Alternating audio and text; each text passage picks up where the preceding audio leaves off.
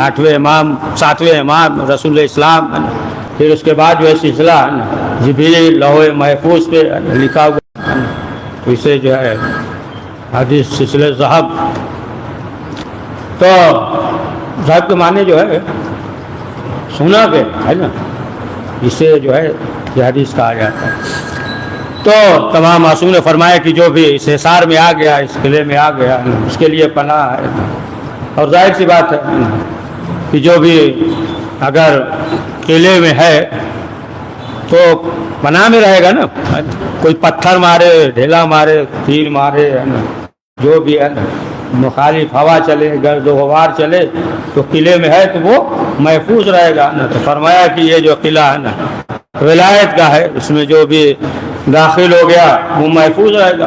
और बहरहाल जब इमाम ने तो हदीस जब सुनाया, जब शायर निशापुर में पहुंचे तो लोग इसरार किया बार बार, जब इमाम को है ना देखा तो सुनते रहते तारीफ में ना, बाल जो है जूते के चश्मे को काट दिया, फेंक दिया, इस तरीके से है ना जोश में आ गए। इमाम को देखकर आवाज़ बुलंद करने लगे, रोने लगे। कहा मौला आप जो है अपने जब की एक हदीस सुना दीजिए। और यहाँ तक मिलता है ना, सुनते रहते हैं कि 40,000 जो है अफराद ने अपने कलम से लिखा। इस कदर जो है जोश में थे, इमाम को देखकर गिरिया करने लगे, पापियादा हो गए, घोड़े से गिर गए, लेकिन उसके बावजूद भी इस हदीस को लिखा। यानी जोश में थे लेकिन होश में थे। पढ़िए सलवात। तो जोश के साथ जो है होश होना ये जरूरी है। तो बहरहाल इमाम ने बयान किया। अब आप देखें कि इमाम के सिलसिले से थोड़ा सा तमहीद बयान करते हैं ना, हल्का सा तमहीद। कि आप देखें कि मर्द हो या औरत हो, 12 सब एक ही है, लेकिन असली चीज़ जो है कार्य फरमा है वो रूह है ना, रूह असली चीज़ है। और रूह अगर बदन से निकल जाए तो फिर बेमानी हो जाता है ना। इधर रूह निकला और रूह आ जाए अनफक तो कुरान में भी जैसा जनाब आदम अलैहिस्सलाम जैसे रूह डाला गया था, हुक्म हुआ सजदा करो, इधर रूह आ गया, हुक्म हुआ हलाका से कहा कि सजदा करो। और जब तक रूह नहीं था, हुक्म नहीं था, तो असल चीज जो है कार्य फरमा जो है रूह है। जिस तरीके से ये बिजली है जो इसमें रूह है, करेंट है, तो अब आप देखिए इससे जो है हर चीज इस्तेफादा कर सकते हैं ना। प्रेस भी उसी के जरिए है, मोबाइल भी चार्ज कर रहे हैं उसी के जरिए, कूलर भी चला रहे हैं उसी के जरिए, और दीगर चीज जो है तमाम जो है लाइट है, ये रोशनी है, ये पंखा है, ये सब जो है एसी चल रहा है, सब जो है वही है ना। चीज तो एक ही है, चीज एक ही है, लेकिन अब आप देखें कि हर मसरफ पे आ रहा है। उसी तरीके से जो है असल रूह है, मर्द हो या औरत, असल रूह है। लेकिन अब आप देखें कि बहुत से मर्द भी गुमराह है और औरतें भी गुमराह है। तो अब आप इसी पसे मंजर में आप देखें, खुद जो है पैगंबर अकरम हजरत मोहम्मद मुस्तफ़ा सल्लल्लाहु अलैहि वसल्लम ने फरमाया जितनी अज़ियत हमें दी गई इतनी अज़ियत किसी को नहीं दी गई। अब आप देखें कि औरत, आप देखिए 8वें माह की जो शादी हुई हाकिम बादशाह की बेटी से शादी हुई ना, या मसलन जो है इमाम जवाद अलैहिस्सलाम बादशाह की बेटी से शादी हुई। अब आप देख लें कि औरत भी गुमराह, बाज औरतें भी गुमराह होती है, बाज मर्द गुमराह पाए जाते हैं। अब आप देखिए कि जनाबे नूह अलैहिस्सलाम की एक बीबी जो काफिरा थी, नाम जो है राबिया था, काफिरा थी, यानी ये जो है जनाबे नूह अलैहिस्सलाम के साथ है। जनाबे नूह अलैहिस्सलाम के पहलू में جناب نوح علیہ السلام یعنی تبلیغ کرنے میں کوتاہی نہیں، اللہ کے نبی کوتاہی نہیں کیا، لیکن جناب نوح کے ساتھ ہے، لیکن اس کے باوجود کیا ہوا؟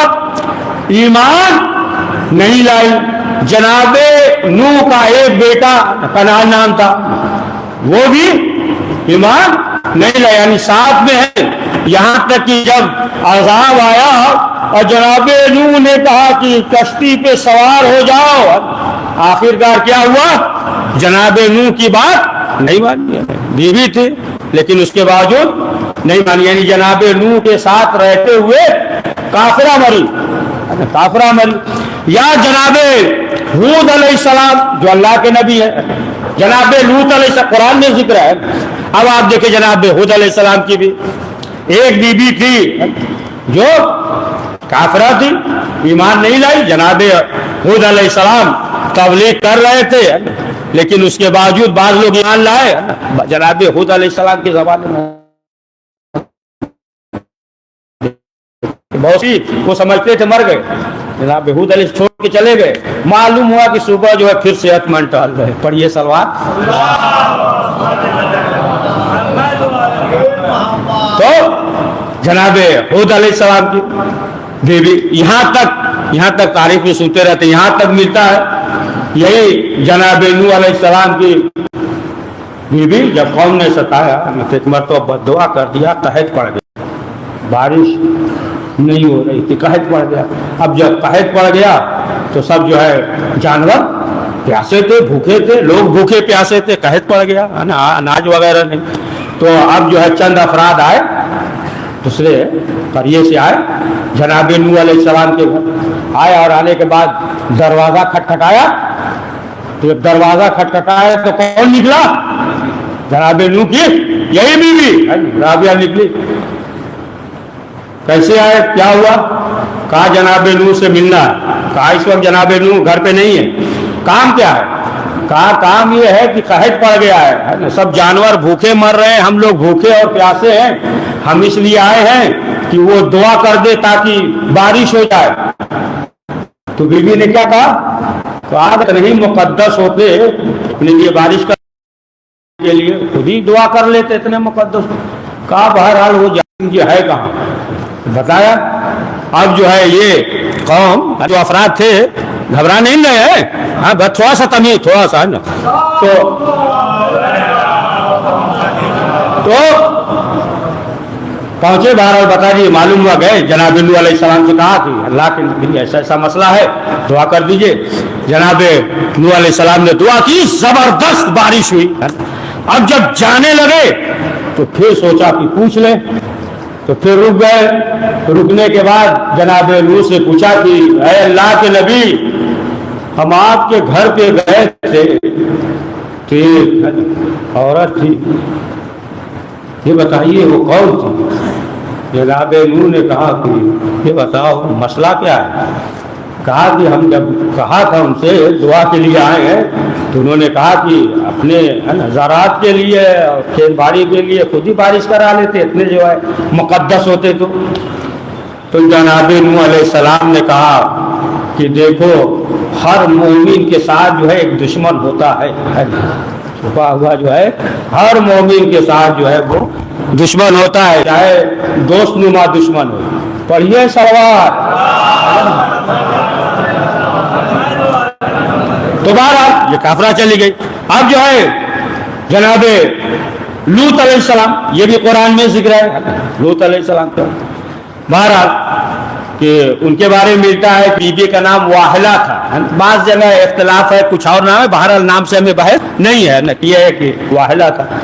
تو یہ بھی جو ہے کیا ہوا، جناب ہود علیہ السلام 30 سال تک تبلیغ کرتے رہے، لیکن جو ہے اور تو ایمان لائے، لیکن جناب لوط کی بیوی واحلہ ایمان نہیں لائی۔ یعنی آپ دیکھیں کہ یہ جو ہے نبی کی زوجہ نبی کے ساتھ ہیں، جناب لوط کے ساتھ ہیں، لیکن اس کے باوجود ایمان نہیں لائی۔ یاد رکھیے گا جس کا الگ ہے روح جو ہے یہ الگ ہے، اس کے بعد ایمان نہیں آئی۔ اب اسی کے برعکس آ جائیے کہ جناب ابراہیم علیہ السلام کو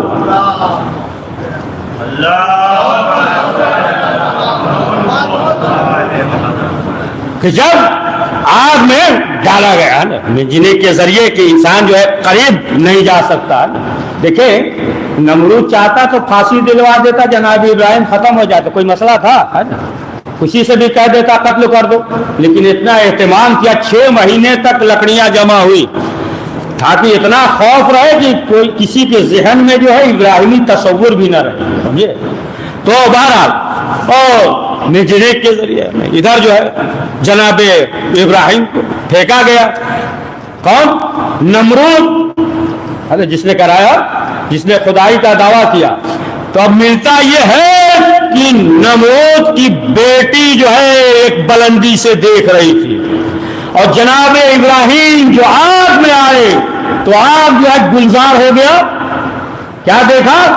یہ آگ جو ہے انہیں جلا نہیں رہی ہے، اور وہی بلندی سے اس نے کہا، ابراہیم سے سوال کیا، کیا چیز ہے کہ تمہیں آگ نہیں جلا رہی؟ دیکھیں پروردگار نے آواز کو جناب ابراہیم تک پہنچا دیا، سوال کیا کیا چیز ہے کہ آپ کو آگ نہیں جلا؟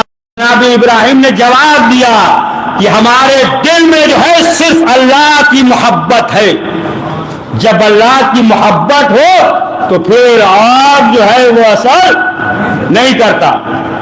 آخرکار کیا ہوا؟ نمرود جو ہے خدائی کا دعویٰ کیا، اور نمرود کے پہلو میں بیٹی تھی، پرورش پائی، لیکن جو ہے یہ ایمان پہ مری ہے نا، یہ ایمان پہ مری۔ یا بہرحال قرآن میں بھی ہے نا ذکر، جناب آسیہ کا سنا ہے نا، جناب آسیہ قرآن میں ذکر ہے، فرعون کی زوجہ ہے، قرآن میں ذکر ہے، انسان بھلانا بھی چاہے تو نہیں بھلا سکتا ہے نا، ذکر جو ہے قرآن میں ہے۔ تو اب آپ دیکھ لیں اسی طریقے سے، اب آؤ تھوڑا آگے بڑھ جائیے تو 8ویں امام کی زوجہ، اسی طرح امام حسن مصطفیٰ علیہ السلام زوجہ جودہ بنت اشعث نے زہر دیا۔ اسی طریقے سے اور آگے بڑھ جائیے، 8ویں امام کے بارے میں تو بعض علماء یہ لکھتے ہیں کہ اس کا بھی، 8ویں امام کی جو زوجہ تھی، اس کا بھی زہر دینے میں حق ہے نا۔ تو اسی طریقے سے آپ جو ہے نا دیکھ لیں تاریخ میں ہے نا، اسی طریقے سے آپ دیکھ لیں۔ تو اب معلوم یہ ہوا ہے نا کہ ادھر جو ہے پہلو میں رہتے ہوئے جو ذکر کر دیا ہے 2-3 رہتے ہوئے ایمان نہیں لائے، اور ادھر دیکھ لیجیے کہ ادھر پہلو میں ہے نمرود ہے یا مثلا فرعون ہے، اس کے باوجود جو ہے ایمان لے کر آئی۔ تو معلوم یہ ہوا کہ ایمان کا تعلق جو ہے وہ دل سے ہے، وہ ضمیر سے ہے۔ معلوم نہیں کب جو ہے ایمان نکل جائے، کب جو ہے ایمان دل میں پیدا ہو جائے۔ اسی لیے ضروری ہے کہ ہر وقت جو ہے انسان کو یہ دعا کرنا چاہیے کہ وہ صاحب ایمان ہو۔ تو انسان کا یعنی جو دار و مدار ہے وہ جو ہے روح سے ہے نا، روح ہے نا، نفس اس کا ضمیر ہے کہ اب تربیت کے اوپر جو ہے اثر نہیں ہے، اصل جو ہے روح پہ اثر ہے، تو پھر وہی انسان جو ہے سعادت مند کامیاب ہوتا ہے۔ 8ویں امام کے سلسلے سے آپ دیکھ لیں کہ امام سے ہر ایک راضی ہے نا، ہر ایک جو ہے خوش، یہاں تک کہ دشمن جو ہے وہ بھی خوش تھے۔ تاریخ میں یہ ملتا ہے، ابھی وقت نہیں ہوا، 5 منٹ پڑھے نا، ہاں گھبرائیے گا نہیں۔ یہ امام کے بارے میں یہ ملتا ہے، امام حمام میں گئے، عمومی حمام، ایک شخص تھا وہ پہچانتا نہیں تھا، اس نے امام سے کہا کہ آپ ہمارے جسم میں پانی ڈال دیجیے۔ لیکن دوسرا شخص ہو تو کتنا ناراض ہو جائے گا نا۔ امام سے کہا کہ آپ ہمارے اوپر پانی ڈال دیجیے جگ وغیرہ سے۔ امام نے جو ہے لوٹا جگ جو بھی سمجھ لے اٹھایا، پانی ڈالنے لگے، جیسے پانی ڈالا ایک شخص آ گیا، امام کو پہچانتا، چیخنے لگا، اور تم نے یہ کیا، تمہیں کیا ہو گیا، تم پہچانتے نہیں ہو، یہ فرزند رسول ہیں، آپ کو پہچانتے نہیں تھے۔ تو امام نے کہا کہ نہیں، دیکھو یہ نیکی ہے اور ہم یہ چاہتے تھے کہ اس نیکی کو ہم انجام دیں۔ تو آٹھویں امام اس سلسلے سے کہ سلسلے سے یہ ملتا ہے، خود جو ہے جو بھائی زید نام تھا ان سے بھی یہ کہا کہ دیکھو یہ نہ سوچنا کہ انسان جو ہے حسب یا نسب یا اس کی وجہ سے بلند ہو جائے گا، نہیں، بلندی کا معیار جو ہے وہ تقویٰ ہے، بلندی کا معیار تقویٰ ہے۔ دیکھا یہ جائے گا کہ تقویٰ ہے یا نہیں، یہ نہیں دیکھا جائے گا کون کیا تھا، ارے تم کیا ہو۔ پڑھیے صلوات۔ تو اصل جو ہے معیار بلندی کا امام نے فرمایا کہ وہ تقویٰ ہے۔ اور آٹھویں امام جو ہے یہاں تک کہ آپ دیکھیں کہ جو بھی امام کی خدمت میں حاضر ہوتا ہے، صلوات پڑھیے، 5 منٹ اور پڑھیں، امام کے ہے نا، ابھی مسائل نہیں پڑھ رہے ہیں، تو امام کے سلسلے سے یہ ملتا ہے۔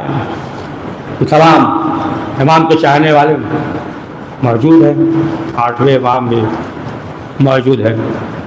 یہاں تک کہ ایک شخص مسافر تھا، وہ آ گیا اور آنے کے بعد اس نے کہا کہ مولا آپ سے کچھ کام ہے۔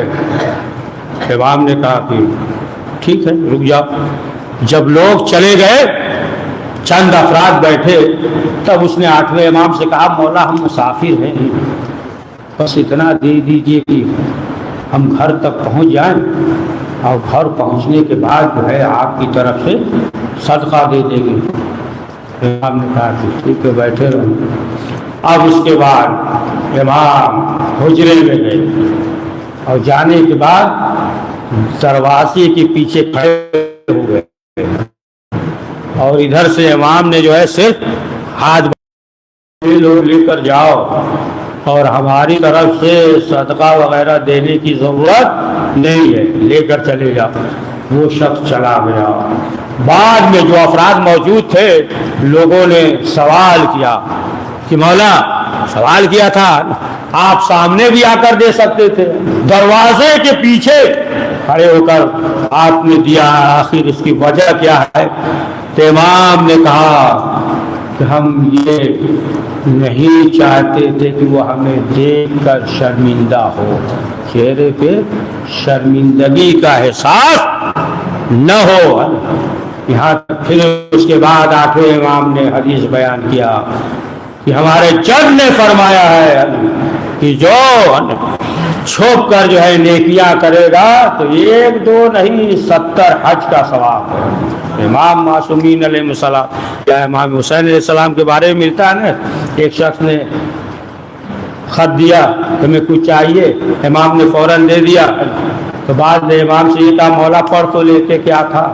معلوم ہوا کہ مثلا مثال دے رہے ہیں کہ 1 کلو کھجور چاہیے، معلوم ہوا 5 کلو دے دیا آپ نے، پڑھ تو لیتے کتنا چاہیے۔ امام نے کہا جب تک ہم پڑھتے تب تک وہ سوچتا رہتا ملے گا یا نہیں ملے گا۔ یہ آپ بہت دقیق بات، صلوات پڑھیے محمد۔ تو امام کیا کر روش پہ ہے نا انسان چلے، یا تو انسان جو ہے تھوڑا سا کار خیر کیا تو اب چاہتا ہے کہ وہ جو ہے 10 جگہ ہمارا ذکر کرے، ہے نا، اور نہیں بھی اگر وہ کرتا ہے تو خود ہی کرنے لگتے ہیں، خود ہی جو ہے انسان کرنے لگتا ہے۔ بہرحال یہ امام معصومین علیہ السلام کا جو روش ہے، اگر انسان جو ہے اسے اختیار کر لے تو ظاہر سی بات ہے انسان کامیاب ہے۔ ہاں جان محترم، 8ویں امام کو جو معاون نے ظاہر دلوایا، اور امام 8ویں امام کے لیے ملتا ہے ظاہر کی وجہ سے ہے کئی روز جو ہے بستر شہادت پہ کروٹ بدلتے رہے، ظاہر کا اتنا اثر تھا۔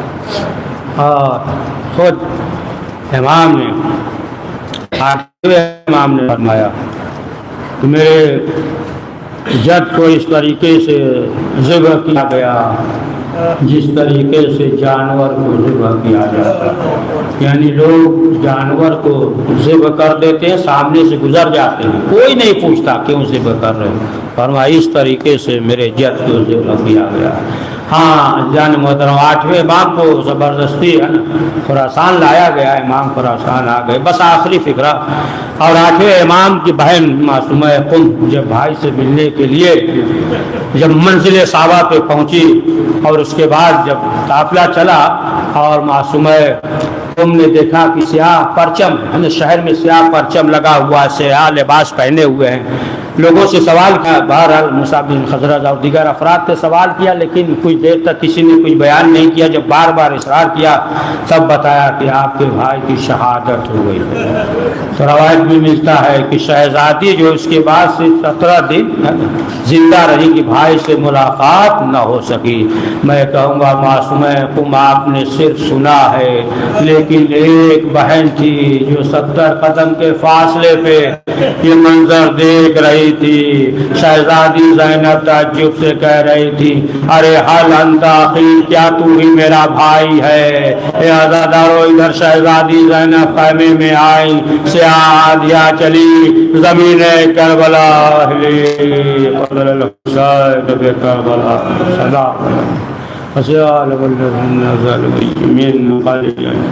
پروردگار اس مختصر سے اعمال قبول فرما، کریم جو پریشان عالم کی پریشانیوں کو دور فرما، پروردگار جو حج و زیارت کے مشتاق انہیں حج و زیارت کی توفیق عنایت فرما، کریم جو اولاد جناب رباب علیہ السلام کے صدقے میں انہیں محب اہل بیت اولاد عنایت فرما، پروردگار جنت البقیع کے تعمیر اسباب مہیا فرما، پروردگار وقت امام زمانہ علیہ السلام کے ظہور میں تعجیل فرما، ہمیں ان کے اوان و سعاد میں شمار فرما، ربنا تقبل منا انك انت السميع العليم۔